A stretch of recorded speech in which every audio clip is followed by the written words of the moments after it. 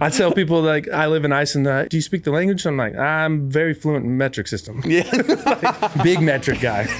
Shout out the metric system.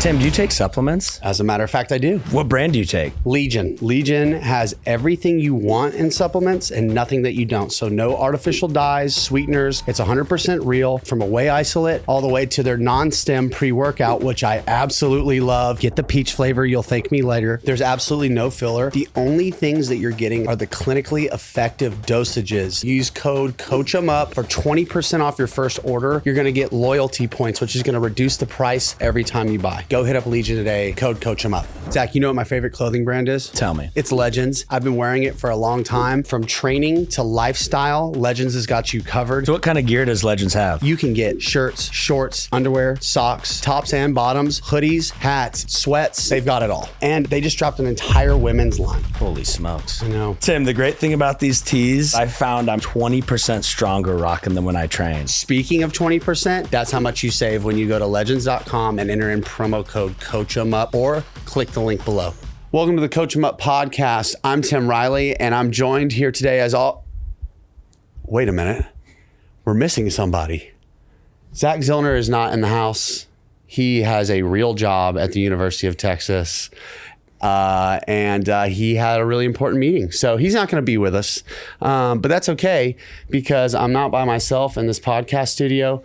I'm with Blaine motherfucking McConnell. Blaine, what's up, baby? I was just exchanging one bald guy for another. Yes, that's right. That's right. This room. I'm stepping in as co-host today. It's going to be about me, but it's just a podcast. There has to be some sort of bald ratio for it to be a true coach's podcast. 100%. You know what I mean?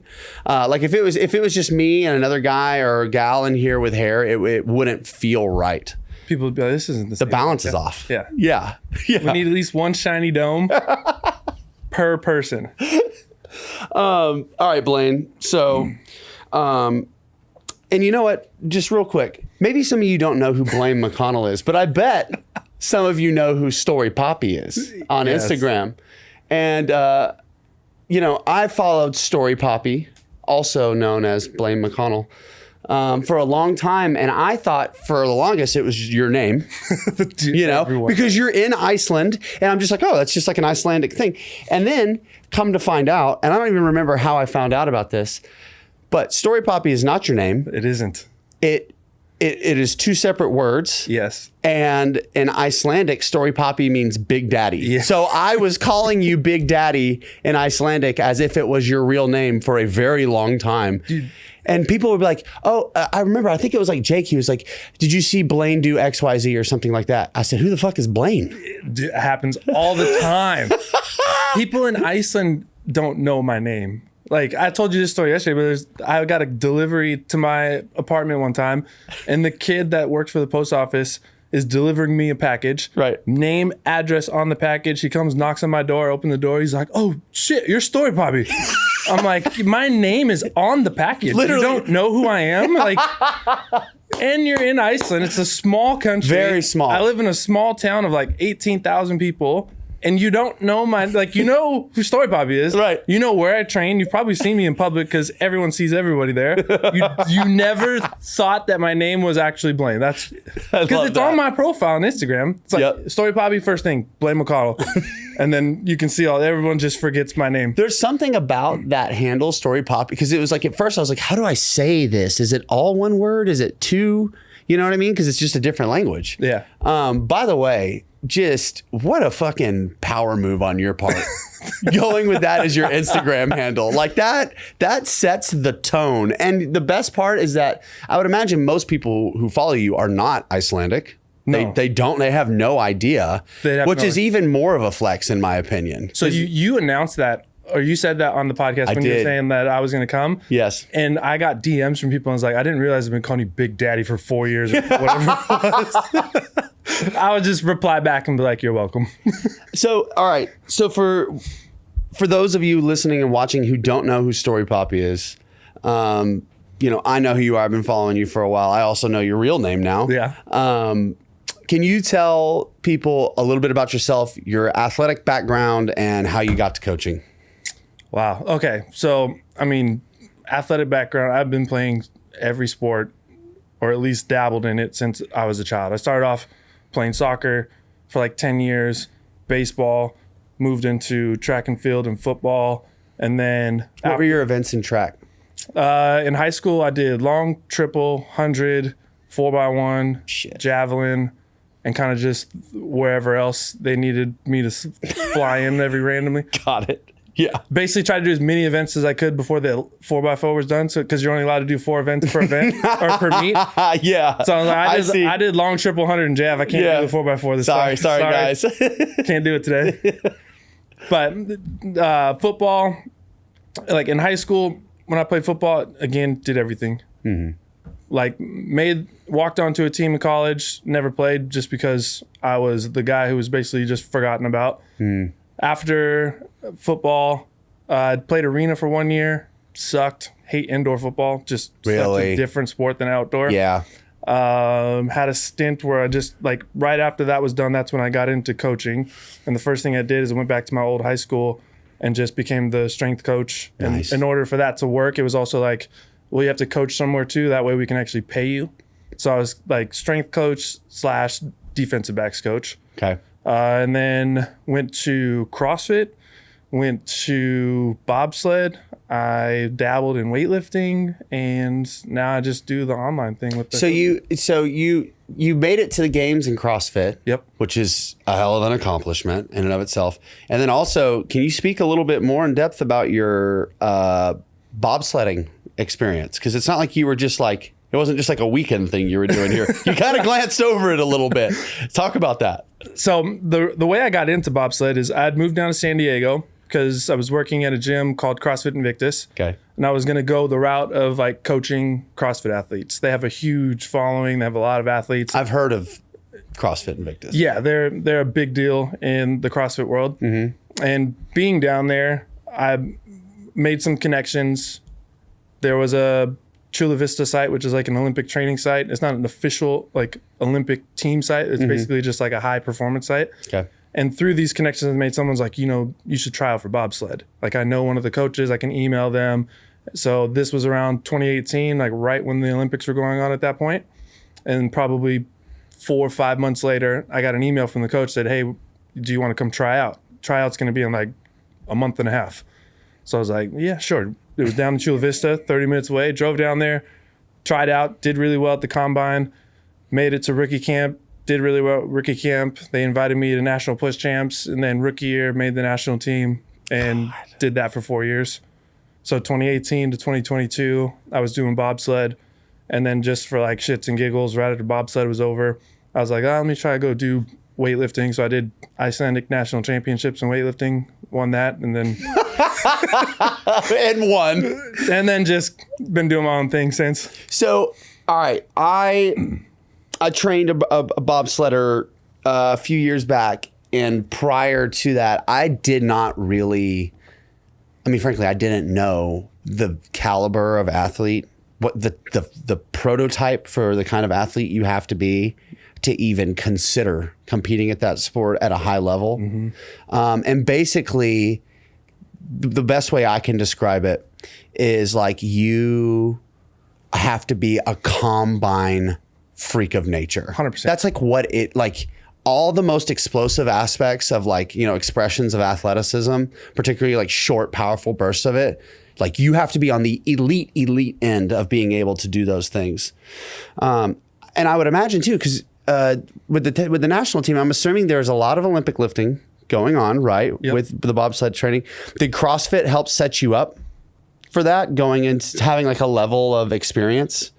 Yeah, being comfortable with that. But we also had a lot of guys on the team that never did any Olympic lifts. Really? Yeah. So it all depends on like the weird thing about the national team was even though we're all on a team, everyone kind of still had their own strength and conditioning program. So we all had the same schedule. Like we're all going to push together. Got it. We're all going to lift at the same times. But like for myself, my strength coach was Chad Wesley Smith the entire time I was bobsledding. God, that is so fucking epic, dude. And I got to work with him I even worked with him for a couple years after bobsled was over. Just recently, probably this past year is when I kind of just branched on my own and started programming for myself again. But I worked with Chad for probably close to 6 years. Wow. And there was another guy on the team that worked with Chad. There was a handful of guys that worked with our in-house strength coach because we have a strength and conditioning facility. Sure. And we had a strength coach there. You could use him if you wanted to. And It's then cool they gave y'all the autonomy to... Yeah, because it's not like we're on contract to be like these professional athletes on this team doing so there's an autonomy to it of like once you make the team, there's not like a strength and conditioning coach that follows us around everywhere we go and like he's the guy, because as an Olympic sport, there's no money in it. Yeah. Like bobsledders don't make shit. Right. And they don't have the money to pay for a coach, and they're not going to make you train with this person because it's like, we're not paying you. You are on the team, but you're not contracted to us type thing. Yeah. So you get to do your own thing. It's like an at-will sort of... Yeah. Yeah. And then we have like, the only thing that we have was we had a push coach. Okay. And that push coach, I also used as my sprint coach. So I had Chad doing all my weight room stuff. I had our push coach doing all my sprint work. I would get those two together. They would link up and be like, okay, these are going to be our days throughout the week. And then they would just build programs off of that. God, that's awesome. So our push guy was in-house guy, like you, and you need that for the sport. Like he's basically your position coach. Okay. So he's watching you push and filming stuff and like, we need to tweak this and that on the next rep or do all that kind of stuff. So having an in-house guy for that is a necessity, but having an in-house strength and conditioning coach is not necessarily as important because most guys have some variation of their own coach or using the in-house guy, but the in-house guy stays at the training center. So when we travel, he's there working with other sports. Got it. Okay. I want to back up a little bit. So you decide, you basically go to a combine and try out. Yeah. Right? Yeah. What are the combine events for bobsled? Is it the same as football or It's similar. what are they? So the combine is actually two parts. The first part is you have a sprint, you have a broad jump, and then you have a shot toss. What's the sprint distance? The sprints, I believe, it's a 30-meter sprint. Okay. And they do it with a 1 meter lead in. Okay. So they will make this 1 meter box on the track. 1 foot has to start inside the box, and then the timing guy starts 1 meter. So everyone obviously goes as far back onto that box as they can. Right. To try to get a little bit as much momentum as possible. Yeah, to try to get that 1 meter flying. When we go to the track later today, we should do that for all. Yeah. You know what I mean? And then just Rip. So Yeah. we would do the 30. After the 30, you do your broad jump. Okay. After the broad jump, you do your shot toss. And they have a certain amount of points you can get on each of these. If you score X amount of points, then you're invited to the second part, which is rookie camp. And then that's where they do the second part of the combine, which is your 1 rep max power clean, 3 rep max back squat. And then obviously you're pushing as well. That sounds fucking epic. So basically you just got, like you were saying, it's like you have to be a combine god. Yeah. Score as many points as possible. And now it's like if you have to maintain a certain amount of points on your combine in order to be eligible for the national team. And then also to be eligible for, because you can receive some funding. Like at one point I was making like $400 a month being on the bobsled team. Okay. And to be eligible for that, you have to have, I think it's 700 points over the course of those 5 events. And then that makes you eligible for everything else. Do you remember any of your stats from those 2 days? 352 on the 30. It was a 315 or 320, 315, I think, on the broad jump, which is like 10-ish, something feet like that. Jesus, you flew. And then the shot toss was high 16 meters. Yeah. Damn. So like out of those 3 events, I got like 550 points.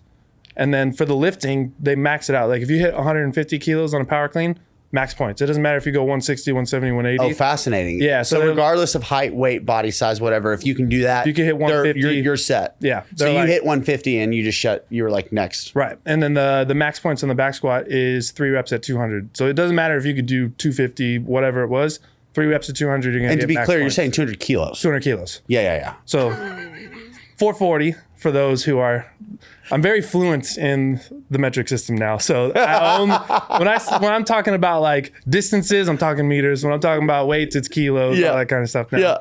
Yeah. Big metric guy now. Big metric guy. Shout out the metric system. I tell people like I live in Iceland. Oh, do you speak the language? I'm like, I'm very fluent in metric system. Yeah. Like, that's about what I've got right now. That's been the biggest change. Yeah. All right. So I'm just interested. So now you're in this environment. So were you always, I mean, it sounds like you were always probably like the standout athlete in high school. And were you typically always the best athlete everywhere you went? Yeah. Growing up, pretty much. Like, even through middle school, like especially through high school, definitely. And then I was very undersized in high school, and I wanted to play football at the college level, but nobody wanted me to play because I was like 5'10", 5'9", listed as 6 foot on the program. Hell yeah, of course. Naturally. Yeah, and then I was probably like 185. Right. So you just didn't have the size. Right. What position? What was like your best position? Probably receiver. Yeah. But like there would be games where I'd play receiver, running back, DB. I was the kicker. I did punt returns and kick returns. So like every game in high school, I was on the field the entire game. Oh, that's awesome. We were all over the place. That is awesome. We had about three guys, like two of my other really good friends in high school. Like us three were on the field the whole game, the whole entire game. Yeah. Because we had one dude that played running back, who played linebacker. He was also the punter. He was obviously on kick and kickoff return and all that. Like, so we had a few guys that just played Iron Man football the whole time. That's awesome. So the 4 years you spent, what does training on the national bobsled team look like? On like, is there I guess with you and Chad, was there like an annual plan? Give me the layout and the format of what that looked like. And the reason I want to know is because I'm going to start asking about your coaching and your philosophy later. So I'm just interested to know what that looked like for you. There's an annual plan that usually starts once the season is over. There's a period where we actually have an off season. Like season goes from October to February, March-ish. And then I would probably take about anywhere between a 3 to 4 week time off and just not do anything. Yeah. After that, we get into early off-season stuff, which is just very general. Like Chad would usually start me off with just like a blend of strength hypertrophy work. Yep. So a lot of higher repetitions, but still hitting heavier lifts throughout the week. All my speed work was like a lot of tempo work early on, a lot of just like working on positions through doing various drills. But the acceleration part of stuff was always in the program. It never left. Like the excel work was always going to be there. The max velocity work was going to change based off of where I was at in the season and what I needed to be. As you get closer to the season, it would be like June, July. Most guys are moving out to the training center and just living there. So now we're actually starting to push. So a lot of your speed work is also going to be on the track. For people who don't know, when you're saying that you're starting to push, that means that you are getting work with the sled. Work with the sled. Yeah. So we have, my first 2 years there, we had a dry track. So it's like a regular Mondo track with a mock sled that was on wheels. So that kind of looked like a train How heavy track. is the sled? I think it's probably 150 kilos. Okay. 160 kilos And by it's itself. 4 guys, right? But we can add weight plates to it. So if you're pushing it by yourself, if you're pushing it by yourself, it's 150-ish kilos. Okay. But if you're going to push with another guy, to give yourself a more realistic feel, because a sled on ice has to weigh at least 200 kilos. So when you're doing 4-man, there's a minimum weight requirement that sled needs to be. Okay. So when you start pushing with 2 guys or 3 guys, we would add plates in there to try to mimic what it's actually going to feel like. Got it. But when you're pushing solo, it's a variation away from specificity. So it doesn't need to be the heaviest. Like really, all you're doing is working on positions, working on the technique on how to push, and then getting your reps in like that. As just like for me, I was pushing from the side of the sled, so it's just I would push a lighter sled by myself and just knock out reps that way. So when we get into June, July, we would actually start getting into pushing, and a lot of our acceleration work and a lot of the max velocity work, we would count reps during the push, because the way that we would do the push is you have a flat resisted part because you have to get that sled moving. So it's kind of like a resisted acceleration. Okay. And then there's a crest where the sled needs to start going downhill, where you start hitting more max velocity type speeds. Plus, you're actually getting overspeed on that as well. Oh. So we've taken into account all of those repetitions that you're doing and be like, let's say in off season when I'm doing my speed work, I might be doing 200 meters of total acceleration work, where when we get close to like that preseason where we're on the sled, I might only do 75 or 100 because you're getting a shit. and then go to the sled and I'll get my extra reps there. Got it. What's the distance that you're actually pushing that sled? Like, what's the maximum? Probably 50 meters is the max. Yeah. But every track around the world is different. So the flat is going to be different. The curve or the hill, the crest is going to be a little bit different. Where you're going to load after that. So the slope on how steep that crest is going to be different. So at most, you're going to be probably pushing about 50. I would say on average, you're anywhere between like that 35 to 40 meter range at most places. So you've got a 40 meter kind of distance. So that's why they time your 30, because they just want to see like where you're at over the course of 30 meters. And the same thing with, like I was saying, with that box with the lead in, is the timing on the bobsled push also doesn't start until the 10 meter mark. Oh. So you're starting behind this laser, and once you push the sled past, that's when your time starts. That's when the time starts. So you're pushing. So those first, what is that? What separates? Like, where's the point that separates like that first and second place? Those first 10 meters. That first 10 meters. Fuck. The first 10 meters and the load. That's the two most important things. If you can rip that sled off the line and get the velocity high right off the bat, then you're more likely going to be able to carry that through. Yeah. And then the load is a ballet of 4 meatheads trying to get into a sardine can. It is like when you're sitting in a sled, you are crammed in this thing, and you are like nut to butt with the dude right next to you. Right. Yep. So you've got 4 dudes on average that weigh 100 kilos, so 220 pounds, that all have got to get this thing moving probably 11 to 12 meters per second. And then you got to all hop into this thing within probably a second and a half to 2.8, and then down in there ready to go. It is all octane, dude. It is all octane. Diesel.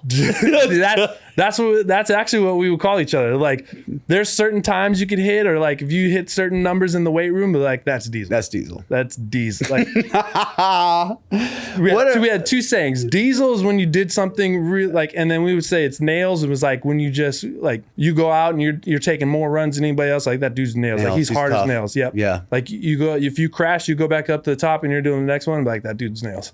Dude, what were the crashes like? That sounds terrifying. Dude, crashes are so you're in this carbon fiber sled. Yeah. All you have really is a helmet and a burn vest as protection.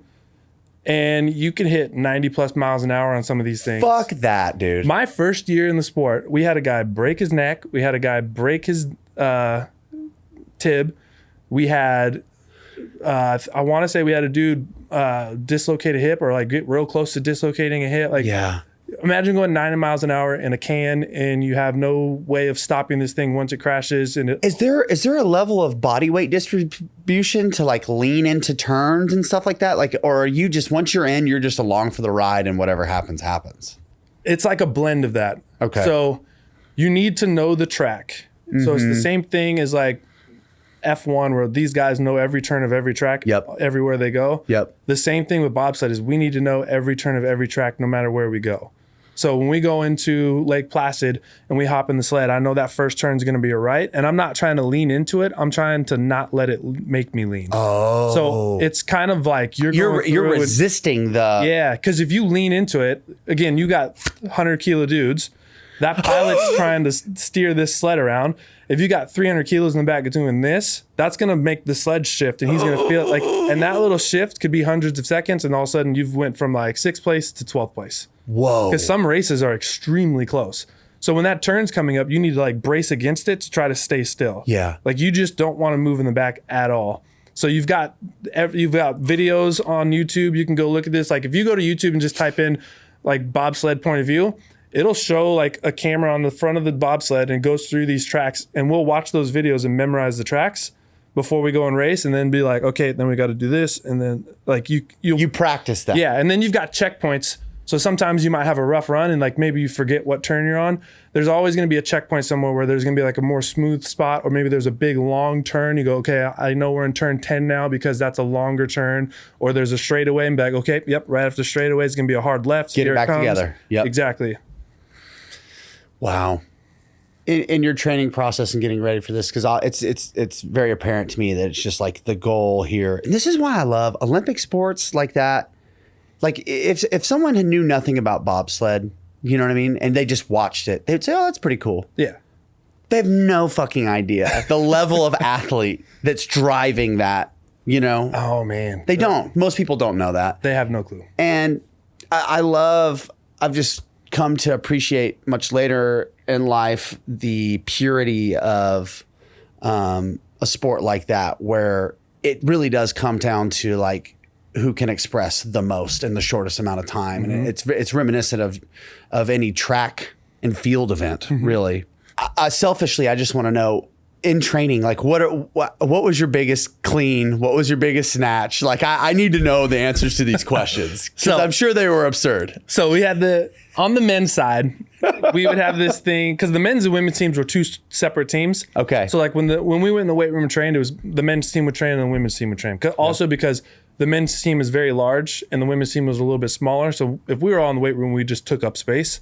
So we would have separate times.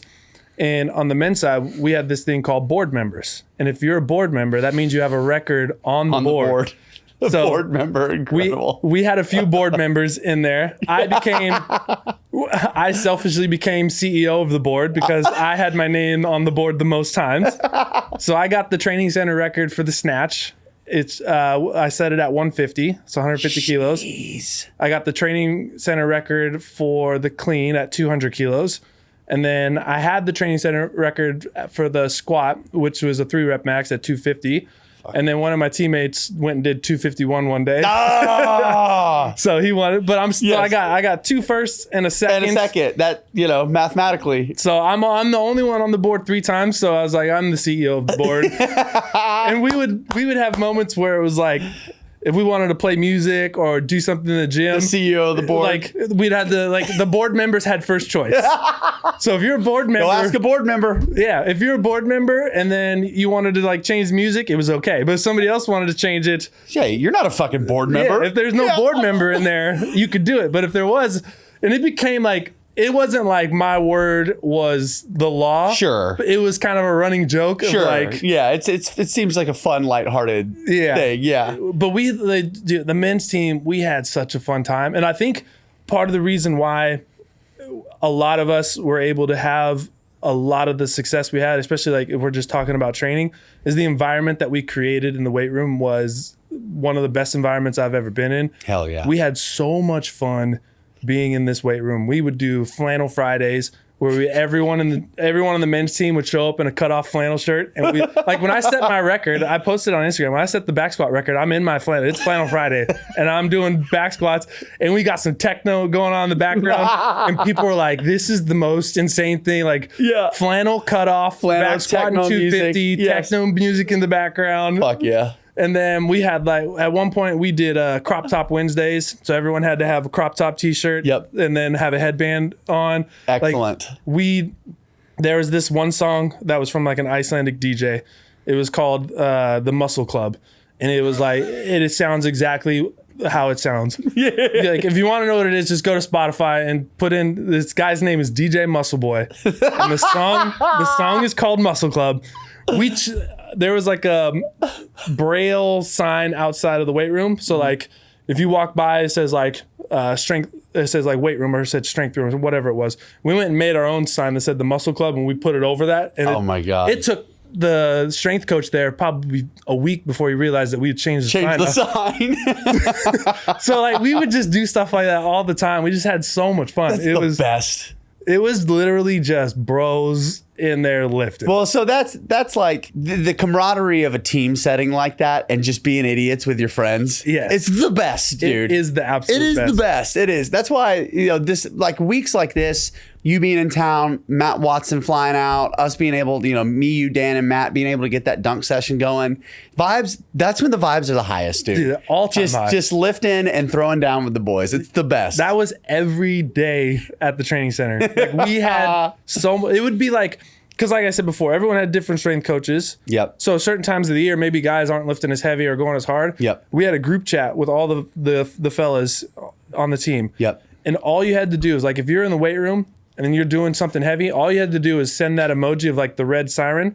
Like if you send 3 of them, dudes would come running from the dorms into the weight room to come pump you up for the lift you're about to do. There was one I remember. God, that is so awesome. I remember specifically this happened. We had a guy, Carlo Valdez, who he was on the team for a while. He 2-time Olympian.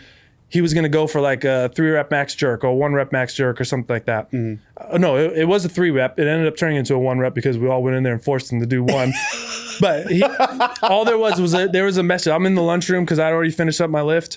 And somebody had sent a message like the 3 red sirens. Yes. And you just see the dudes in the lunchroom were like, we all just went to the weight room. Yep. Carlo's in there going for a 3-rep max. And I get out smelling salts. I'm like, we're going for 1. And Let's go. Everyone was hyped up. He ended up, I think he jerked like 190 or something that day. Jesus. It was insane. Coach 'em Up is proud to be sponsored by Plyomat. Plyomat is a jump mat that measures ground contact times, vertical jump height, and reactive strength index. Plyomat's trusted by over 750 coaches in 25 different countries. It's something that you can use in training day in and day out to give immediate feedback and drive output and intent. Plyomat's always in stock. When you order your Plyomat, you can get it within 1 to 3 business days and start your training immediately. If you get a group of athletes challenging each other to jump higher, get off the ground quicker, it transforms that workout into a highly competitive, highly potent stimulus. If you would like access to the best jump mat on the planet, use Coach 'em Up 5 to get 5% off at checkout. Again, code CoachEmUp5 for 5% off. Come jump with us. Get a Plyomat. The Coach 'em Up podcast is sponsored by Squat Wedgies. Tim, what are squat wedgies? Squat wedgies are an adjustable squat wedge, 7, 13, and 20 degrees. It's big enough to elevate your whole foot and not just your heel. Because it's rubber, it doesn't slide on surfaces. It's 22 pounds, so it's durable and stable enough for even your biggest athletes. There's a 90-day risk-free trial. The shipping is free, and get 15% off squat wedgies with our discount code CoachEmUp15. CoachEmUp15 for 15% off of the best squat wedge on the planet.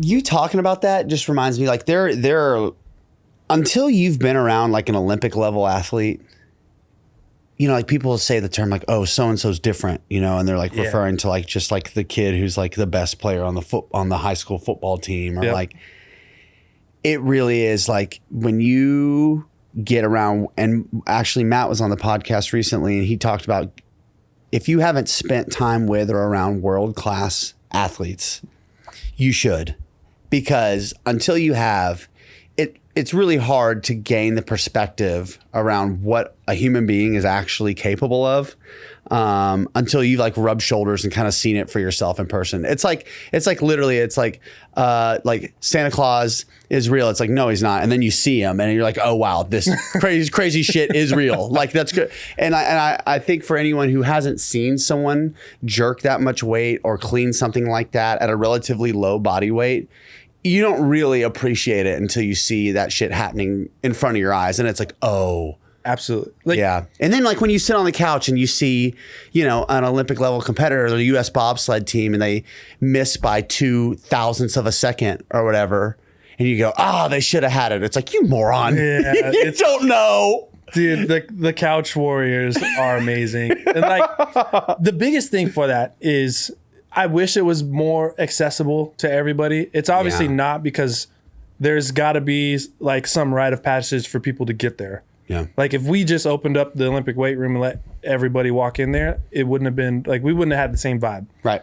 But being able to experience that, the biggest thing that comes out of that is there is a paradigm shift of like, you might be going to 24-hour fitness or wherever you're going and working hard and training what you think is hard. Yeah. And then you look at Instagram and go, this dude's doing way more than me. Like he must be doing some XYZ, or it's just genetics, or this, that, and the other. Mm-hmm. And then you make it into one of these weight rooms and you realize like these fuckers train way harder than you thought your hard sessions are. Like it is a different level. And the approach that they take to it is on a different level. Yeah. And then also everything they do outside of that is on an entirely different level. They treat that as if they're going to make millions of dollars doing it. Right. Like whether it's in the NFL where they actually are going to make millions, or if it's in a bobsled one where they're going to make $400 that month. Yep. Like that approach to just what they're going to do. Like what they do in the gym doesn't matter.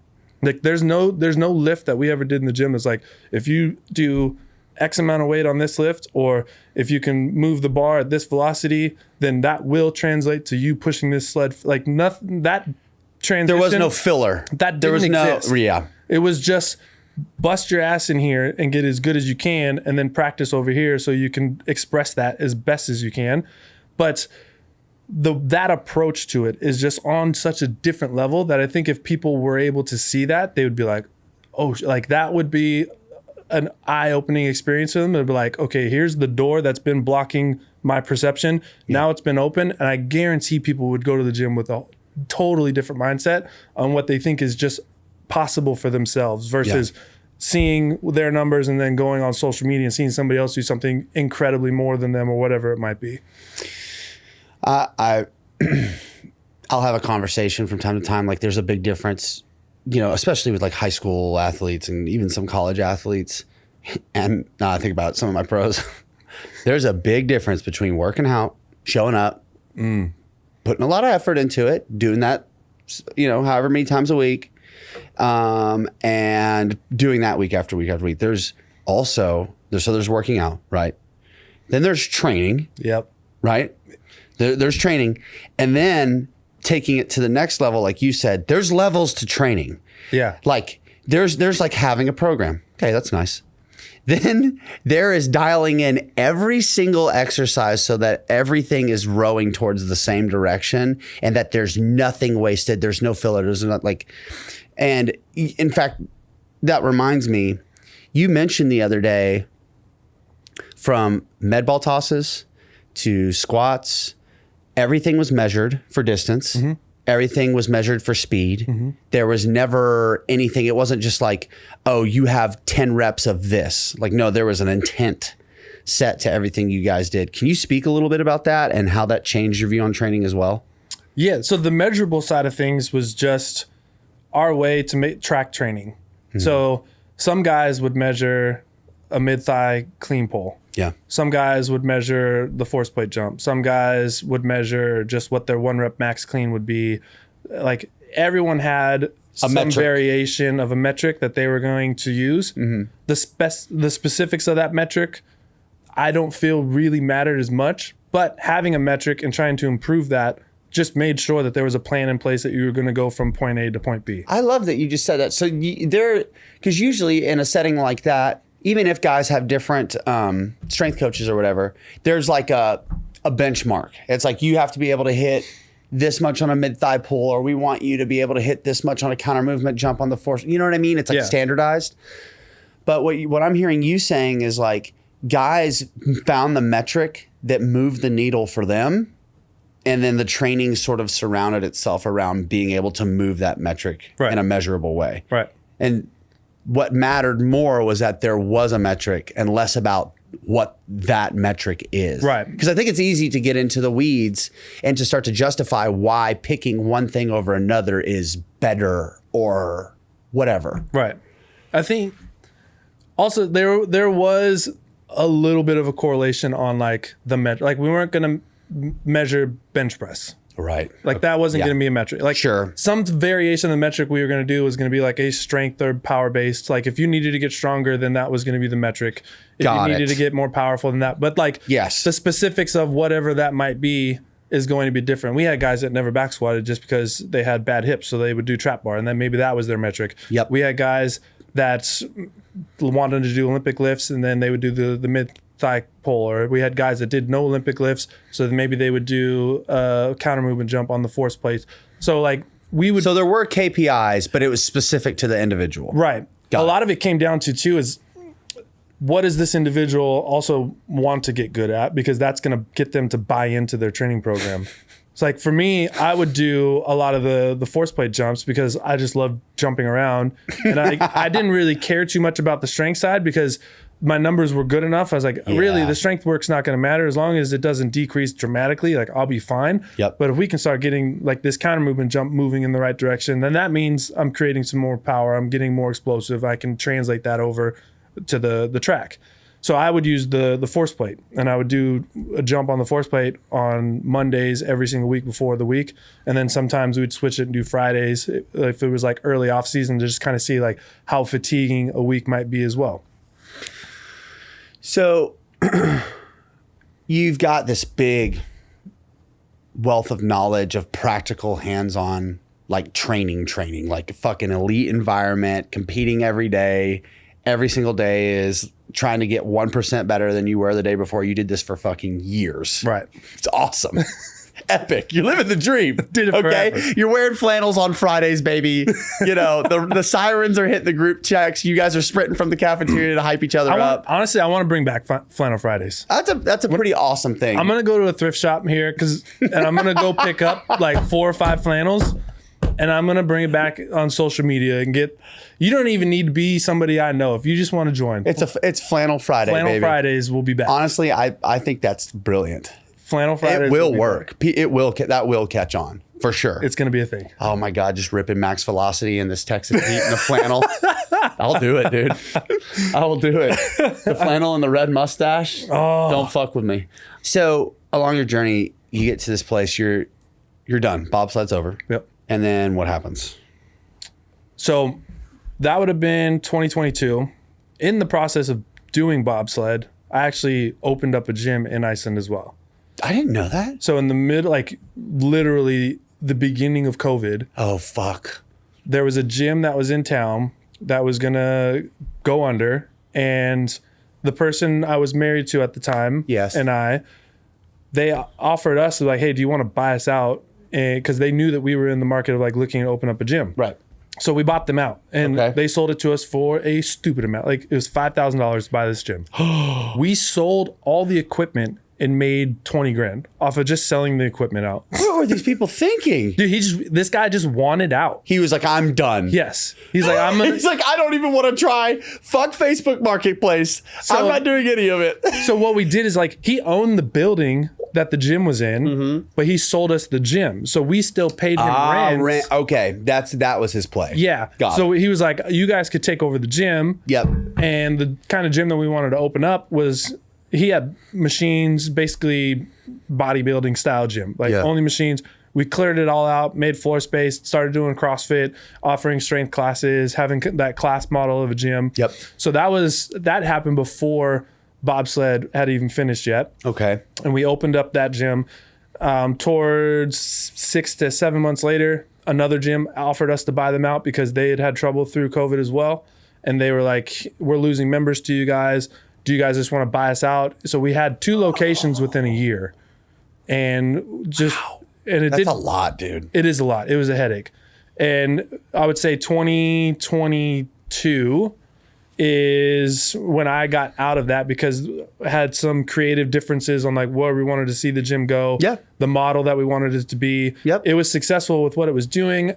And they wanted to make some changes about going in this direction. I was like, I think we should just double down on what we're really good at. Yep. So with those creative differences, I ended up selling it and migrated to fully doing all my coaching and everything online. Yeah. And that's where like the unit programs started coming out and that just exploded, started doing really well. Cause I had a lot of requests for my programming for years and I just never done it. 1, cause I was still bobsledding. Yep. 2, I owned a gym. So I was thinking doing this online stuff is just going to be an extra thing on my plate. And I don't know if I have time to do it the way that I want to. Do it well. Exactly. Yeah. So I went all in on 2022 and started launching programs and selling the PDFs.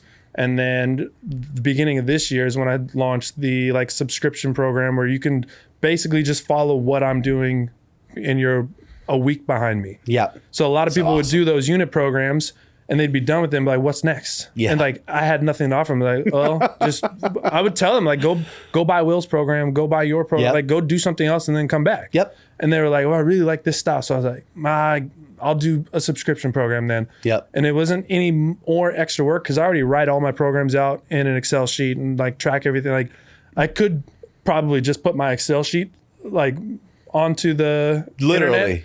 Yeah. Because I have a decade worth of program on there. No. That's so awesome. Do you get to just, what a blessing too, because like you can, that much training, you know what happens to me in training? I'll go through a period and I'm like, man, I fucking love this. And then for whatever reason, you know, it gets stagnant, stale. I need to move away. Right? Mm-hmm. But then sometimes I'll forget to come back to that and revisit it and maybe just change a couple things that make more sense to me at that time. Do you do that with that Excel sheet? 100%. So it's like, when it's Google Docs, and when you go into Google, like it has a list of like all the documents you've ever created. So every once in a while, I'll just scroll through and be like, oh shit, I forgot about this. Like I have programs I've written out to like 70% and just stopped writing them because I got ADHD and just went a total different direction. Hey man, you're speaking my language. So I'll look at that program and be like, oh, that was an amazing idea. And then I'll just bring that program back and start from day one and then finish it. And then that one's done. But I actually have probably 10 plus years worth of programming.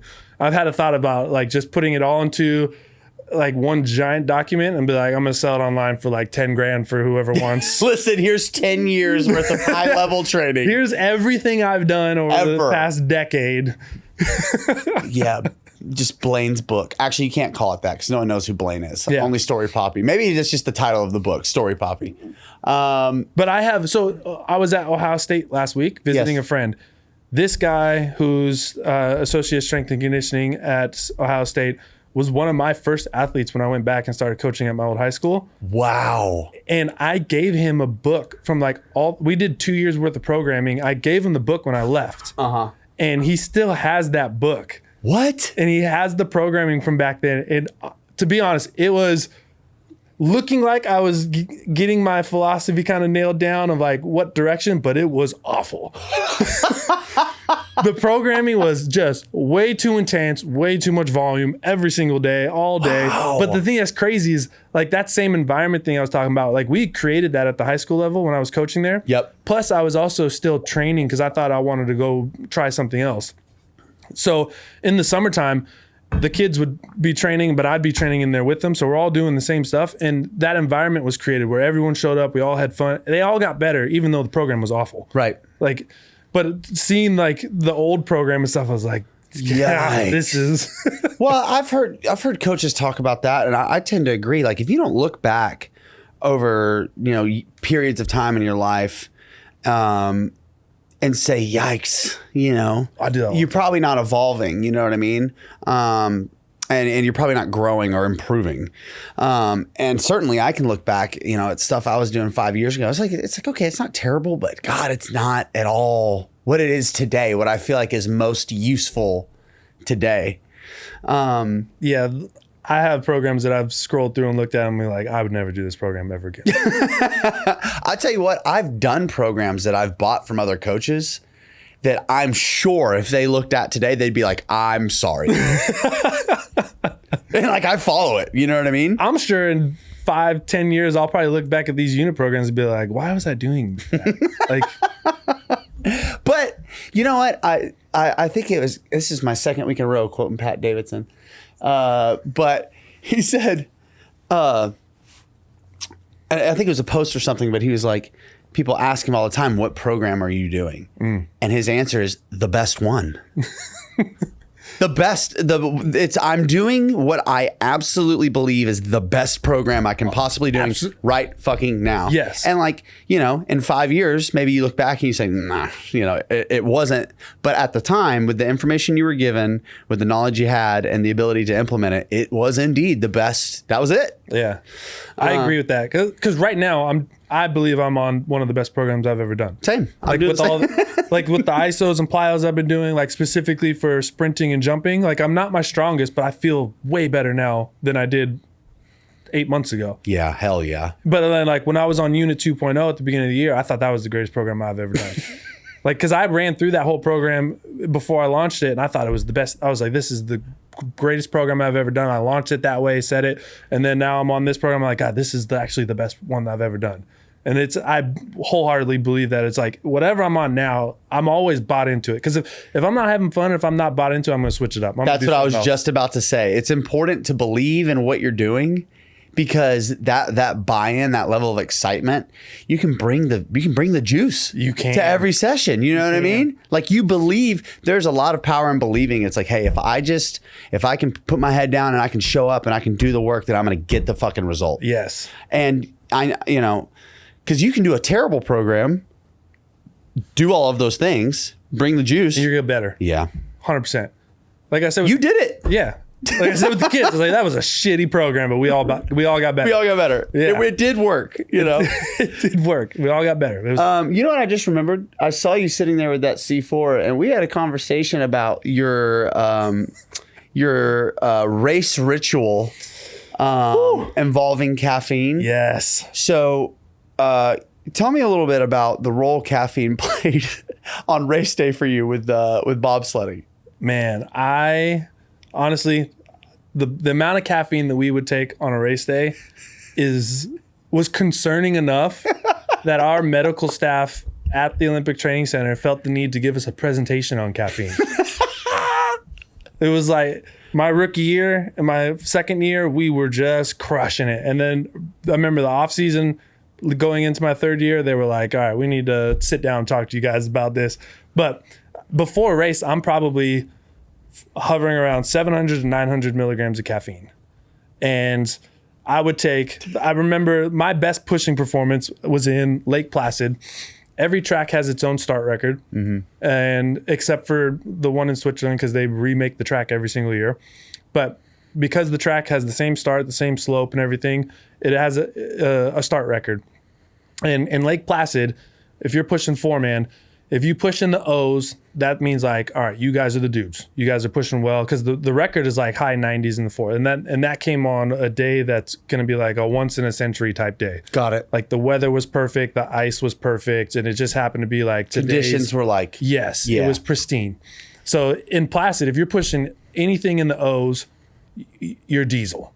So we go out for this race, and I took 2 scoops of pre-workout, which is like 300 milligrams in each, and went out, pushed a 506 on the first one, and I didn't feel like we gave it our all. And I was like, oh, we still got some more. I was like, you know what? Let me just take another scoop of pre-workout. More caffeine. Yeah, this puts me up to about 900. Plus, I had coffee that morning, like for total consumption through the day. You're rocking a gram of caffeine. 1 gram, easily. And then we go out and we push a 503 on the second one. I was like, holy shit, like we are nails today. But like through that caffeine presentation, all I remembered was the amounts.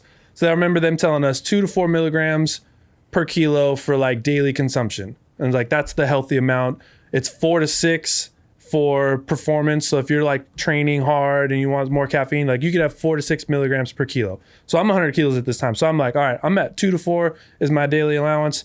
I immediately go to the top end and I go 6. Of course, naturally. 6 is my daily allowance when I'm training. I'm training every day, so 6 is what I'm going to take.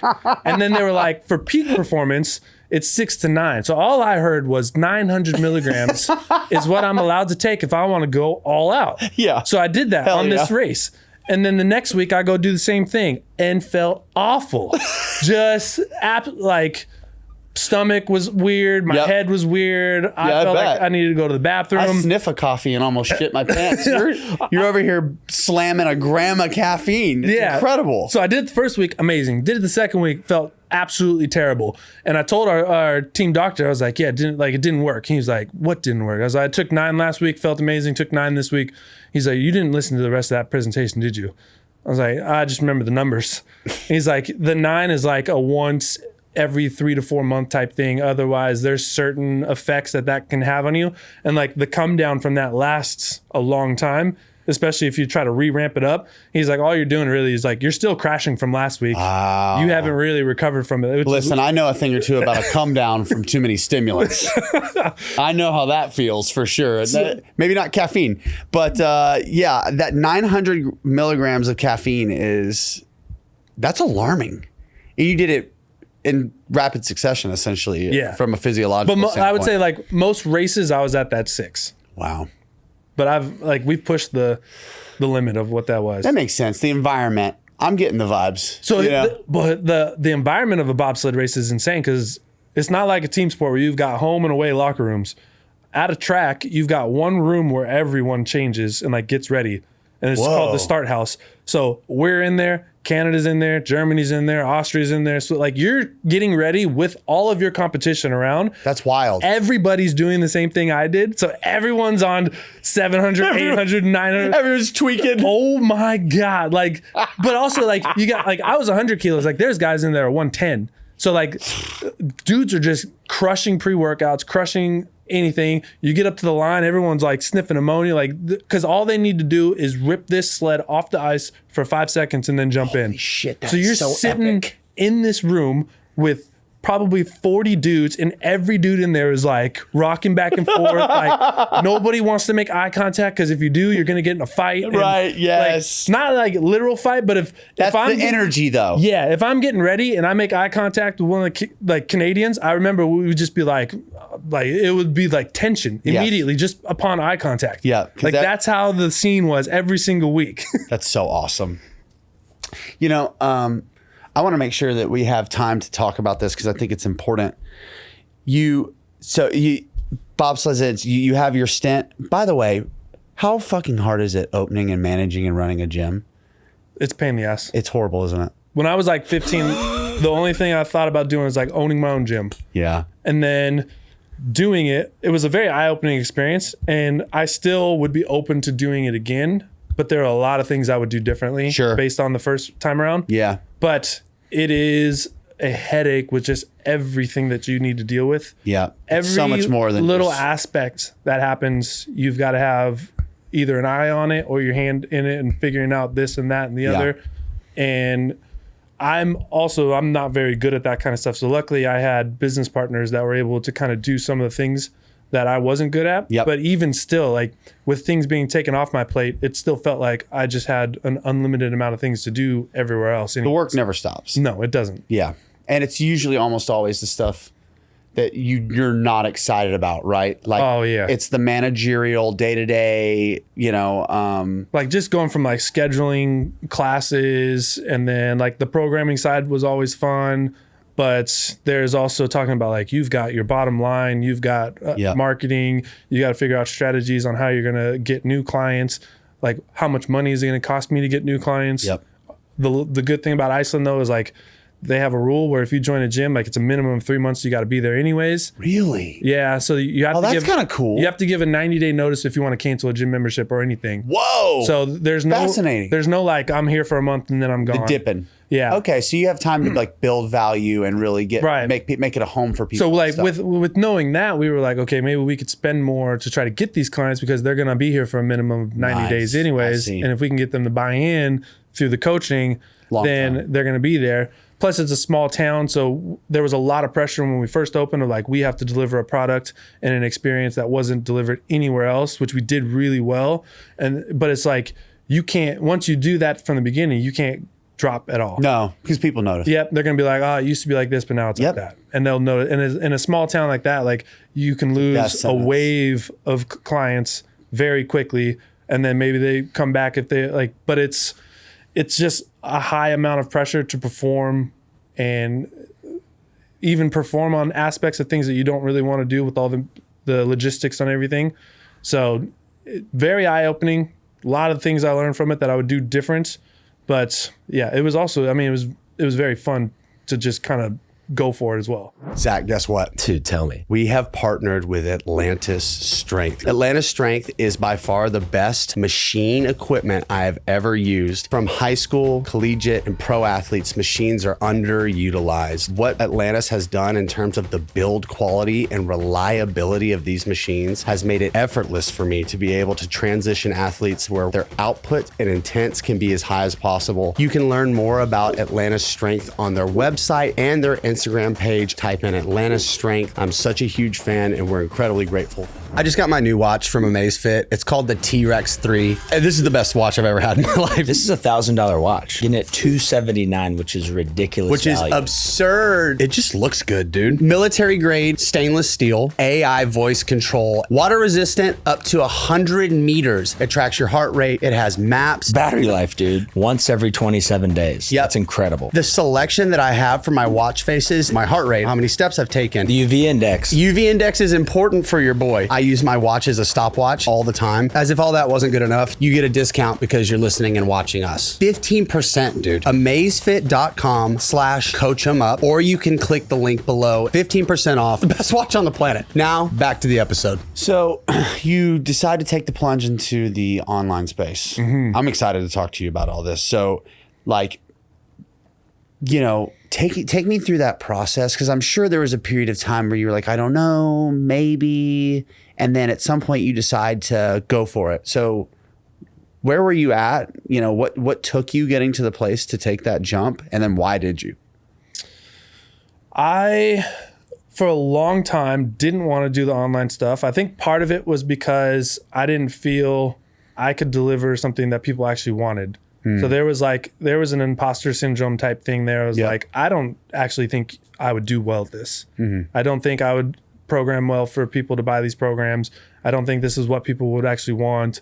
And I had to get over that. A lot of that was through Chad, because Chad had a large online following, and he always has. And he has also a very large online business. So I talked to him about it. I've talked to other coaches online about it. And the biggest thing was like, look, like we were talking about already with the program, like the program I was doing 10 years ago, I think is awful, but the program I'm doing right now, I think is the best one. Every coach has some variation of that as well. Chad, remember him telling me, is like, if that's the route you want to go, he's like, you just need to start. And then people will hop on and people are going to leave, but you'll keep honing in on what you believe and the system that you want to develop. And then that's going to end up being your model. And then that model you can just refine and build that to the point where it'll start to grow. And that's what I did. I just took the leap and was like, all right, I'm going to put this program out. And the reason I wanted to go online is I didn't want to spend the majority of my time training people in person. In Iceland, that culture is very different than the US. So not a lot of people do personal training. The people that do, they don't spend the same amount of money on PT as they do in the States. So it's a high amount of time for a low return. And I was thinking of a way is like, how can I create some sort of product where I can get a high amount of return with a low amount of time? And that's where the online thing came in.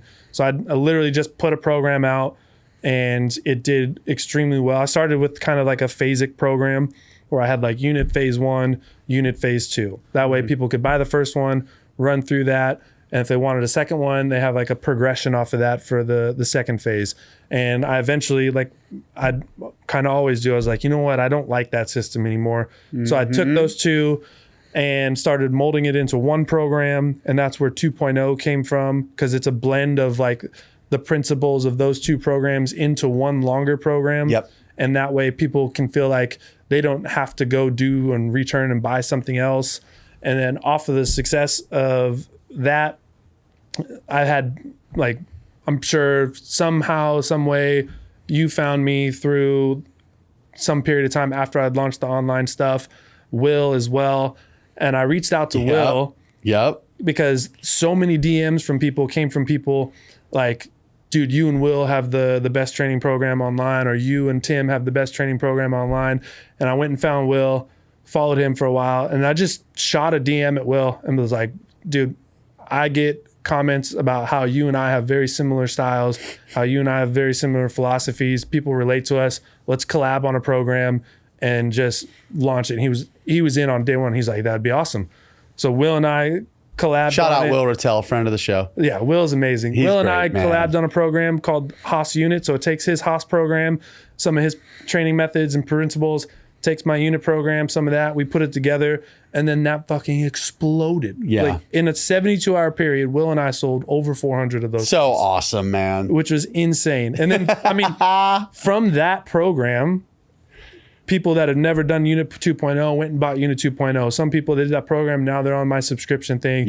So like just building something you believe in, putting it out there, honing your techniques and whatever it is that you want to do to kind of like figure out what's going to work for you and what you really believe in. Yeah. That was a big thing for me to kind of get over that hump of just making the leap to do it. Yeah. Which led to the will thing. And then now the online stuff does really well. Well, it's funny because you said something earlier about like not wanting to do something because it wasn't going to be as good as you wanted it to be. Mm-hmm. And I think that also makes sense in kind of what you're talking about and like just getting started, where you kind of have to come to terms and accept the fact that the best version of yourself in that space is not going to be year one. No. It's going to be, it's like, you know, I'll use the bobsled as an analogy, right? Like, you know, your rookie year, you're at a certain level, but I bet year three, you know, Blaine would fucking dominate year one, right? Absolutely. And it's the same thing with the online training, you know, and then also too, running parallel to launching the programs, like, you know, were you already posting a lot frequently? Did you have like a direction you liked, or, you know, what was that like? And then you also started a YouTube channel. Yeah, I did. I posted a lot, like that came from the CrossFit world. Posting. Yeah. Okay. I would post a lot during my CrossFit training, and that started building up like a following, but specifically for the CrossFit world. And then that transition of once I got out of the CrossFit world and started, like immediately when I finished the games in 2016, I knew I was done with CrossFit. I didn't want to go back. I hated every second of it. I was like, were you just doing it because you were like good at it and people were like, you should be doing this? No, I was doing it because I wasn't good at it. Or in my mind, you didn't think you were good at it. In my mind, I sucked at it and I just wanted to get better at it. Got it. So I started doing it. And then like when I went to the games, I went on a team. As soon as the games was over, I had 1 or 2 routes to go. I was like, I can either go team again, or I'm at the point where it's like, I am probably good enough to go individual, but I don't want to put in the work that it's going to take to go individual because it's brutal. I was like, I want to go back to sprinting and jumping. So that transition from, I built a following through CrossFit, I went into more of the strength and power side of things. And then that started growing a little bit more. And even in the CrossFit world, people got even more interested in it because the number one thing CrossFitters want to do is they want to get stronger and more explosive because they hammer the Metcons and they hammer the conditioning side of stuff. So then I became known as like this power strength type guy. Got it. And then it just kept growing. And I realized, okay, that's what I enjoy doing. That's what people enjoy seeing. So this is going to be easy. I'll just post what I'm doing and kind of open the door and show people what it is. Hell yeah. So that's where the posting side on everything and the YouTube part of it was more or less a way for me to just create more in-depth variation of what Instagram is. Because on Instagram, I don't like figuring out like very catchy, what's the captions? Description, yeah, captions. Yeah. I couldn't think of the word. I don't like thinking of like catchy captions. I don't like doing a whole lot of info there because I don't read them. So I'm thinking nobody else is reading this. So like you go look at most of my captions, just like a couple sentences. Every once in a while I'll throw out an informative one. Yeah. But it's just like, this is what I'm doing. Yeah. Like, here's what I did. Here's what I did. This is, you know what, that works really well for you because what you're doing is so fucking impressive, dude. It's crazy. The shit that you do. It's impressive. No caption needed, motherfucker. Like I'm not reading the caption either. I'm like, did you just see that shit? Yeah, people like, you know what I'm saying? But I think that's helped the business side of things is because there's an authenticity that goes along with that. For sure. Because people see that I do exactly what I'm telling other people to do. You got to walk the walk. And I'm not like being this fluff person trying to say like this is the only way. It's just like regardless of Instagram existed or not, I would still be doing the same thing. Yep. My philosophy, like if I'm going to put this stuff out there, whether it be Instagram or YouTube, I want it to be basically kind of an open door. Like I'm not changing any aspect of what I'm doing. I'm not putting on a show for the camera. I'm just going to open the door and show you what it is I'm doing. And if you like it, you like it. If you don't, you don't. And that authenticity, I think, reaches really well to where people go, I'm going to try this program, or I'm going to, so like from the business standpoint, like that's done very well for me as well. Yeah. I think that's probably having authenticity and walking the walk for the online space and being like, you know, practicing what you preach is so important. Cause at the end of the day, what people do, I believe, when people want to buy your program or they even follow you and just engage with your content, there's like a level of trust. Like they believe that what you're saying is they're taking your word for it. 100%. You know what I mean? And that's why they want it. That's why they engage with you.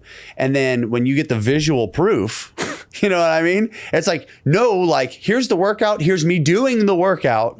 And here's me also doing it better than 99% of you doing it. Yeah. It's like, oh, okay, this guy, he fucking throws down, you know? Yeah. It checks out. Like this guy, I bet this guy drinks a gram of caffeine before he lifts. That's the type of dude I am. Yes. But like with the YouTube also is with the online subscription, I needed to make videos for that. Yep. And they're doing exactly what I'm doing. So I was like, I can just kill two birds with one stone, just film a session and just link it to the online thing. So if they want to see what a movement looks like, and not only do they say the movement, they could watch an entire video, the entire session. Yeah. I kind of break down like what I'm specifically focused on with this movement, why I chose this movement, why I'm pairing it with this. Or sometimes I'm just like, this is just what I decided to do today and it's fun. Yep. And so that's what you guys are going to do. So I really enjoy it. I've noticed this happening more, particularly in the performance world too, because, you know, fitness, you know, just like bodybuilders, fitness enthusiasts, they've been doing this for a while on YouTube where it's like, hey, you're just going to come train with me and I'm going to talk and we're going to hang out. Yeah. I've seen it move into the performance and strength coach world. And I'm so grateful for it because I think there's a shit ton of value of seeing why people do the things they do in a very real, authentic way and them just talking about it. And in a lot of ways, you know, you and I, we're going to go to the track after this. We're going to record it. We got our cameraman, shout out Ben, who's going to follow us and watch me attempt to sprint and watch you fly. And we're going for PRs today. Oh, 100%. It's PR or torn hamstring. I will accept nothing else. But that's what we're trying to do with the Train 'em Up series here on the Coach 'em Up channel is like, we want people to get an opportunity to just like feel like they're there and they're in the room and they're doing the thing. I think people really fucking enjoy that, particularly on YouTube where like the longer form content is the move. It is. Do you enjoy, because you mentioned, you know, with Instagram kind of, there's a bit of a game to it where it's like, do you have a hook? Do you have, you know what I mean? Or at least you're told that that's what you have to do to have success on it, right? Yes. But on YouTube, it's, you know, ideally you've got a good thumbnail, right? Yeah. But for the most part, it's like people follow you just because they fuck with you or they don't. I think that's my whole world. Like people follow me because I feel like I give off bro energy. Yeah, for sure. And dudes are just like, all right, this guy. Dudes will see this and say, hell yeah. Exactly. Like that's the type of energy that I give out. Yeah. And it's 1000% reflective because I like having a business. I look at Instagram as a way to kind of branch towards a business. I look at YouTube as that as well. Instagram gives you insights on like what your following is, where they're from, who they are. I'm 97% dudes. Same. Between 25 and 45. So Same. I'm like, these are my people. These are the ones I didn't. They chose you. Yes. I didn't specifically go, I'm going to market to dudes between 25 and 45. Yep. I was just me and that's what I attracted. So I was like, these are my people. Yep. So that's. Shout out dudes everywhere. Shout out to the fellas. Ladies, we love you too. Thank you for you watching the show. We really do appreciate it. Thank you. But I definitely give off that bro energy. But like you said, it's like that energy attracted my audience. I never went and tried to like specifically go for an audience. Right. And it just so happens that it worked really well where those two mesh together, where I can be myself and my audience relates to that. So they just kind of follow me around and do like, see what I do and where I go. And then I think we could do kind of an experiment with this, but see how many dudes start wearing flannels on Fridays. Let's go. Well, you know what, dude, you just said something. We had Mike Israel on the show and I asked him about creating content. I said, what would you give to advice? What advice would you give people? And he said, stop fucking making content. Yes. Stop it. Stop making content. Just do you, provide value, and the people who are attracted to it will come. Instead of like trying to figure out how to break the algorithm, first things first, like you need to establish who you are, what you're about. And you do that by just being you, man. Right. You just got you.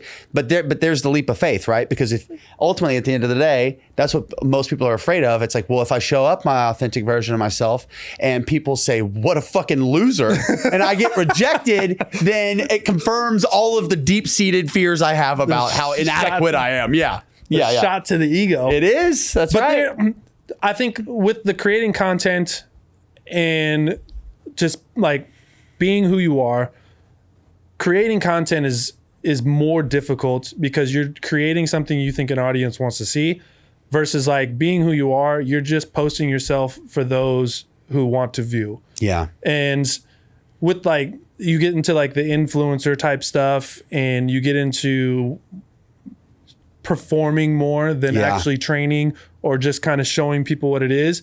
And I'm not a performer. Like you can look at my YouTube channel. My thumbnails suck.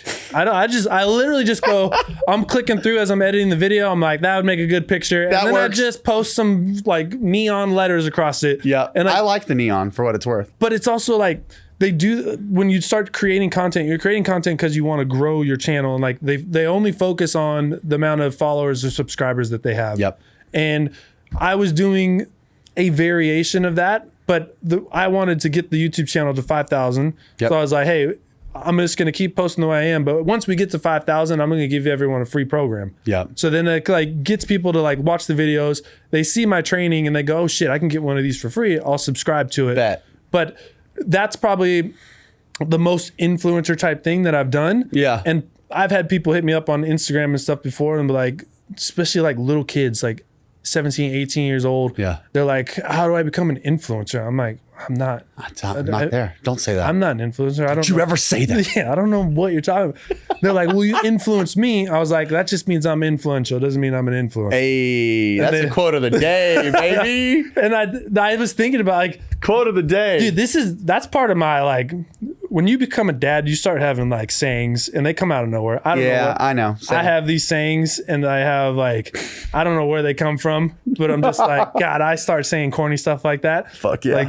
that means I'm influential, not an influencer. That's one of my corny that's the corny dad. Yeah, but that one, that shit goes hard. Like you can put that on a t-shirt. All right, man. We're coming up on time, so I'm gonna hit you with some segments. Okay. Segment me. Segmentation. This first segment is brought to you by Squat Wedgies. Use code CoachEmUp15 and get 15% off the best damn squat wedge on the planet. 3 things, Blaine. What are 3 things that people can start doing right now to get to where you're at in your career? We can go, number 1, just what we're talking about is like, be authentic. Yeah. Like be who you are and believe in what you're doing, enjoy what you're doing, and use that as kind of the base and the foundation of whatever it is you want to do. Like if you love kettlebells and that's your thing, then go do kettlebells. Yep. Like if that's what you fully believe in, like go do it and have fun doing that. Don't worry about trying to grow or be to a specific point and whatever it is. I would like, a lot of people use the mentor thing. I think having a mentor is very important, but I think experience and application of whatever it is 10 times more important than having a mentor. Like you can get all the information you want and you can read all the books that you want, but if you don't go try and screw things up and you don't go gain that experience, then like having a mentor is a waste of their time. Totally.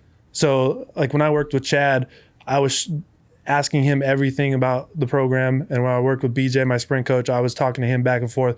Like, and then I would take their stuff. And a lot of times I would take Chad's program and I would switch a couple things up, send it back to him. He was like, that's great. Like, cool. Yeah. Like take what you're learning, apply your own theories to it, and then gain that experience on how you want to progress later on. And the third thing, I mean, I wouldn't be where I'm at without caffeine. So hey, shout out a gram of caffeine to the dome. I don't have a third one, so all right, caffeine. But this segment also brought to you by Caffeine. Those are good 3 things, man. That's solid. Be authentic. Go out there and get some experience and stay caffeinated, baby. Caffeinated is the new hydrated. caffeinated. Dude, that's a t-shirt too. You're right. We're going to get rich. We're going to start a clothing brand off this podcast. We need, honestly, listen, hey, we'll see. Off topic real quick. Sure.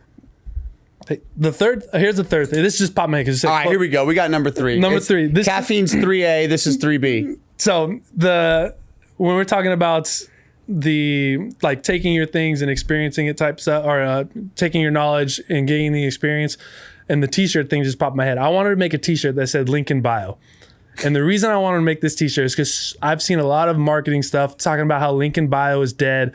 And I had these marketing people reach out to me and they were like, you need to change up your method of delivering your programs because nobody clicks a link in bio.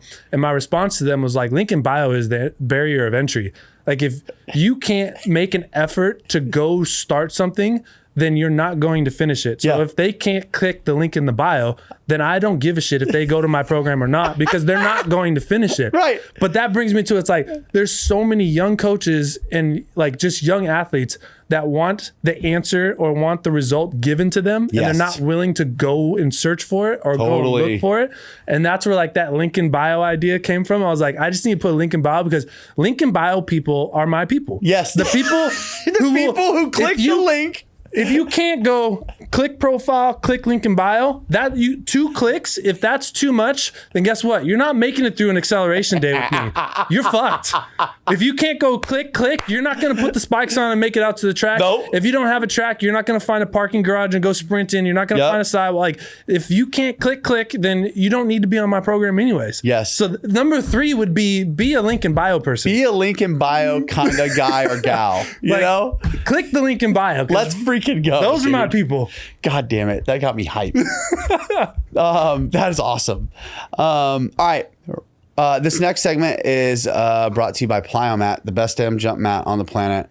Big shout out, Rich, friend of the show. Matt was just on as well. Big Plyomat guys. Use code CoachEmUp5 for 5% off. This segment is called Rant and Rave. So you got one rant and you got one rave.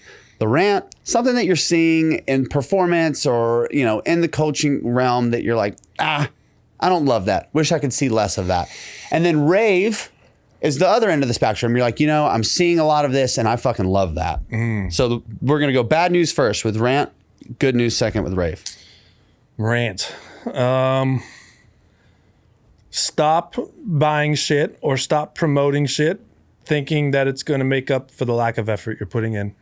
That powerful pair of insoles is not going to make you run faster. It's not going to make you jump higher. There's no supplement in the planet that's guaranteed it's going to make you stronger. It's not going to make up for the lack of effort that you're putting in. Yeah. Stop promoting shit just because you think it's going to get you a paycheck. Like that kind of stuff I see a lot. And there's so many gimmicky products and stuff. And it's not even about the product. It's about the fact that like people have this mindset of, I want to get from point A to point B as quickly as possible. So what are the things that I can buy to get me there? Right. Versus what are the things I can do to get myself there? Yep. Like they're not taking care of their sleep. They're not eating the way they should be eating. Yep. Maybe they're not following a program that they should be following, or they don't have no progressions on where they're trying to get to. Yep. They just want to get there as quickly as possible. And they start going on Amazon and be like, what supplement's going to make me stronger? What supplement's going to make me faster? What shoes are going to make me this? So stop buying shit thinking that's going to make up for like the lack of effort that you're just willing to put in to get there. Less prime deliveries, more effort. Yes. Rave, this is something I feel deeply about. And it's a little bit more on the serious side of things. Okay. I want to rave about like over the last 3 years is like a time in my life where I've gone through a lot of shit. I've had a lot of ups and a lot of downs. And I went through this phase of like going to therapy, working on myself, figuring out who I am, figuring out what I want to do, becoming the best version of myself. And I know a lot of dudes out there are scared to do that. Yeah. And I just want to rave about the fact that it's like, you don't understand how good you could feel if you just go talk to somebody about whatever it is that you need to talk about. It doesn't have to be a therapist. Maybe you got a really close friend that you can do that you don't want to talk to them about. Like, it's very scary to do. We're talking about that leap of faith going online. That leap of faith, like me walking through the door into the therapist's office for the first time, was terrifying. Yep. And then after a few weeks, a few months, and after a year, I honestly don't think, like we've talked about the authenticity part of things and all that kind of stuff. I don't think I would be able to be that had I not done the things that I've been doing for the last few years to get to that point. Yeah. And it makes me a better person. It makes me a better father. Like the connection I have with my daughter now, like I am a single parent, but the connection I have with my daughter is incredible. Yeah. And the reason that it's like that is because I was willing to do this very frightening, terrifying thing of sitting down in a chair and talking to somebody. Yeah. But it is absolutely incredible. And there's too many people who are out there, especially on the men's side. Yeah, for sure. That they'll go to the gym and they think that's their therapy. Yeah. And I've been there and it's not. It could be therapeutic, but it's not therapy. Yeah. There's another banger right there. That's another t-shirt right there. We got a clothing line coming out. Listen, I'm telling you. But all it does is it takes your mind off of whatever the issue is, but it doesn't solve the issue. Yep. So that's my rave, because I really feel that I've been the happiest I've ever been. I'm in a very comfortable place with who I am. I love the life that I have right now. And it's because I was willing to take that step and be able to go down that path. And I still go to a therapist, not as often as I used to. It's like a once a month type thing versus like at one point it was weekly. Yeah, had to be. Yeah. Listen, I've been there too, dog. So that would be my rave, is like, even if you want to reach out to me, I've had people reach out to me with problems before. Like that's the kind of shit like I won't ignore. Yeah. I'll ignore a lot of Instagram DMs or a lot of email or whatever it is, because it's just nonsense. Yeah. But if you tell me you got a problem, like I will give you the time of day and I will talk to you about it, because I've been there and I know with just having somebody somewhere to say something to. Yeah. Even if you don't resolve the issue and you just get it off your chest, a lot of times that's also going to be just like, oh my God, like you just feel lighter. You 100%. feel so much better. 100%. I think that's I mean, I've talked about that a lot on this podcast, whether directly or, kind of jokingly and just sort of, but,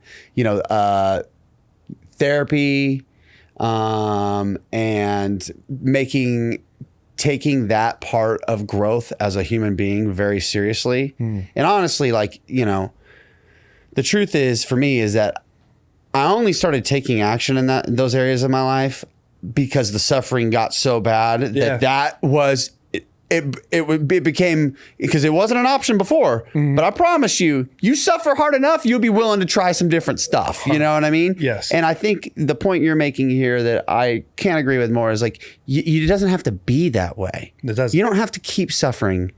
You can be proactive and get help and talk to someone, and there are avenues and ways to do that. So I fucking love that you brought that up, because I mean, I agree with you, man. I'm not the father I am. I don't have this podcast. I'm just not even anywhere close without all of the help that I've received from other people in my life. Absolutely. Not even close. Right. All right. Ooh, I like this. So this is a new segment brought to you by Atlanta Strength, who I just love their stuff so much, dude. That hack squat and pendulum squat down there, literally, I walk into the gym, I see it, it makes me smile. And there's nothing also better than like putting like a defensive end that can like squat 550 off pins and then getting them on a pendulum and 2 plates buries them. It's just, I love it. I love it. All right. This is brought to you by Atlanta Strength. No code, but you know what? Just go follow them on Instagram and check them out. You'll be glad you did. If you weren't a coach, what would you be and why? Macho mochas. Let's go. You would be a business owner. Yeah. Coffee. Tell this people. It seems like a joke. It is not a joke. I want to make this happen. And being in Austin would be the perfect place for this to be. It would. I need a business partner to make this happen. Macho Mochas has been an idea that myself and the strength coach over at OSU, one of my best friends, we had this idea a long time ago, because in Washington State, we used to have these things where it's like a drive-up coffee shop and the girls are just wearing bikinis. Yes, I went to the West Coast and my buddy took me to get coffee. I was like, whoa. They're all over the place. Yeah, they're everywhere. So we had an idea that was like, we need to do a dude's version of that. We're going to call it Macho Mochas. So you come into the coffee shop It's all dudes. Yeah. Like, hell yeah. We're going to be a very like welcoming group. It's like, Yes. As long as you got good vibes, you could work there. We don't care if you're the most jacked, ripped dude ever. You just gotta have good vibes. Vibes have to be high. Vibes high. Like maybe I don't know what the laws and the codes would be, but like maybe we just wear aprons with no shirt. I want to be shirtless. Flannels? We could go just open flannel Fridays. Yes. In the coffee shop. We would have but it would be like a coffee bar. We'd have healthy food options. We'd have some shakes. We'd obviously have coffee. Keep you caffeinated. Keep you looking good. Macho mochas. Listen, Caffeine 3 was in the top 3, so it's important. So I already have the little like slogan for it too. It'd be come for the show, leave with a buzz. Let's go, dude. That's the Macho Mochas. Come for the show. The next time I have you on the show, it'll be how to scale. The topic will be, Blaine, how do you scale a business? Because you'll have just sold Macho Mocha for $1 billion. It would. I think that model would dominate. We're going to talk about this after the show. Last segment, dude. This is brought to you by Amazfit. Amazfit, they have wearables, watches, rings, heart rate monitors, and they all communicate to one another. So some of you may have an Oura ring, some of you may have a Garmin, some of you may have some heart rate monitor, but none of those things can communicate and all collect data and go to the same interface. Amazfit makes that possible. I actually forgot to wear my watch today, but I've been wearing that watch and I love it. It's called the T-Rex 3. Go check it out. You get 20% off site-wide. So anything on the website, 20% off. And all you have to do is enter in promo code CoachEmUp. This is unsolicited, solicited advice. So we're going to go to the track today. And it's 11:30 and we're in fucking Texas. And it's going to be hot. Yes. But invariably, there will be one kid from that high school who's skipping class and just walking around the track by himself. Reminds me of my high school experience. But regardless, we're going to be out there. We're going to be ripping. Vibes are going to be high. He's going to be walking around that track, and you know what you're going to do? You're going to walk over him, and you're just going to give him some unsolicited advice. And it can be about training. It can be about life. It can be about anything in the world. What is one piece of advice you're going to give this lone man on the track? Oh, man. I mean, you put a constraint on it. This is a high school kid, so that means This is true. he's a minor, which means I got to... Proceed with caution. We are on school property, so We got to... keep it on the rails. Yeah. In an unhypothetical thing, I would not approach this child. Yeah. Let's just get that straight first. I really set you up for failure here. I'm sorry. Every now and then there's an old lady that comes walking around the track. So maybe we can go with her. Unsolicited, solicited advice. Oh, man, I am awful at advice. I honestly, I don't approach anybody ever. And especially in like a training setting, I don't walk up to people and just start giving advice. Right. Like that's very against my nature. Same. Man, that's whoever this segment was for. I apologize for butchering your segment, but I mean, to keep with the theme, I would just like walk up to him like, "There's never enough caffeine." There's never enough caffeine. I would just walk away. Yes. You're safe with that one. Yeah, you're right. You're safe with that. It won't land you in jail. And you could. I mean, could we just be like, you should take a gram of caffeine sometime. Just, all right, Blaine, where can people find you and where can they connect with you? Man, you can find me on Instagram, obviously, Stori Poppi. That's what everybody knows me as. I have a YouTube channel. I do... The best training YouTube channel on YouTube. It is great. I've been slacking, though, since I've been on vacation. So videos... I filmed a lot being on vacation. Videos will be coming. If you're ever in Iceland, I live up in the north. You ever want to throw down and train with me, you're more than welcome to join. Fuck yeah. Just hit me up on Instagram. But yeah, other than that, those two places, check out my programs if you want. You don't have to. I'm really awful at marketing in my business, obviously. Check them out if you want. I don't know. Check whatever. it out if you want. You don't have to. Honestly, that's just consistent with you. That's the most authentic thing you've said all day. You've never tried to sell anyone a fucking thing, Blaine. No. And that's the best part. All right, dude. we're gonna wrap this up, but I appreciate you coming and jumping on the show. We've had a fun week. Yes, it's been fun. We still got 3 days. I know. We're just so people know. We got max velocity. We got weightlifting. We got barbecue. We have to do, dude. So if you're still listening to the show, the Train 'em Up episode that we're about to do with Blaine is going to be fucking legendary. He and I were going to the track right now, and then Saturday we're going over to the Texas facility with Zach, and we're gonna power clean and squat heavy and low, and it's just gonna be all one Train 'em Up session. So pray for me. If you're seeing this, it's already happened, so maybe check in, shoot me a DM, make sure I'm okay.